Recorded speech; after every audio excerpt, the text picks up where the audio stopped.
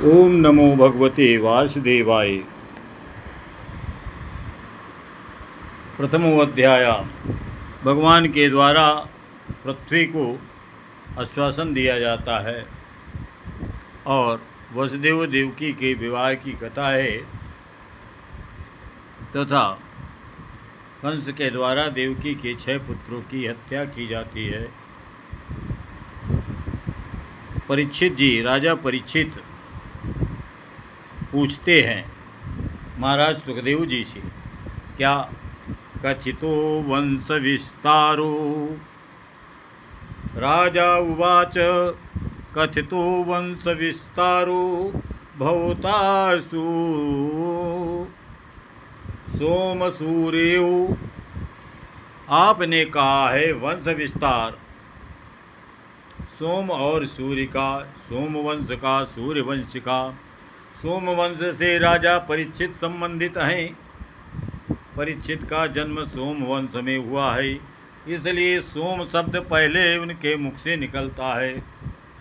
जबकि कथा में सुखदेव जी पहले सूर्य वंश का वर्णन बताते हैं और उसके बाद ही सोम वंश का वर्णन आता है।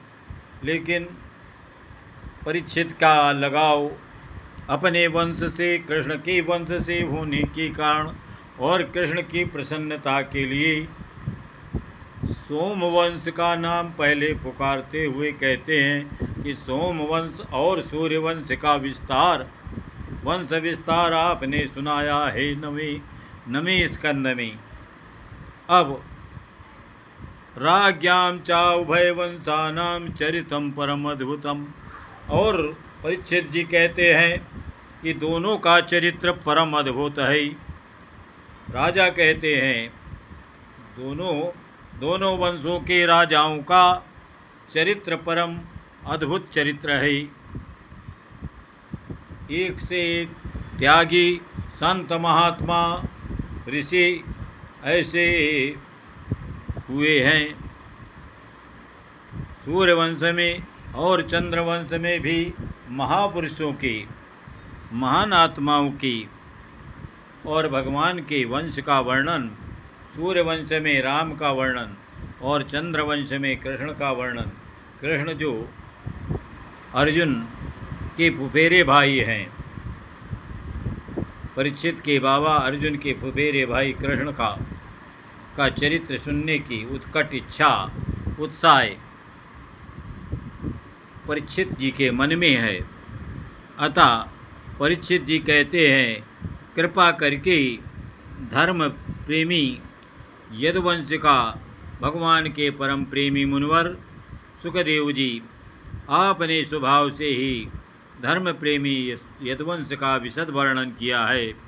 कृपा करके यदुवंश में अपने अंश से बलराम के सहित उत्पन्न हुए, अवतीर्ण हुई भगवान कृष्ण के पावन चरित्र को सुनाइए। कृष्ण का बड़ा पावन और अद्भुत चरित्र है। देवक्या पालितो गर्भे ललितो लालितो अंके यशोधया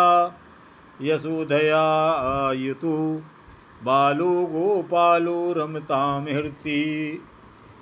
कृष्ण का ऐसा पावन चरित्र जब उद्धव जी उस चरित्र को बताते हैं और जब सुखदेव जी को कृष्ण का पावन चरित्र व्यास जी पिता के शिष्यों द्वारा सुनाया गया, तो एक ही श्लोक सुन करके सुखदेव जी का मन भागवत की कथा सुनने के लिए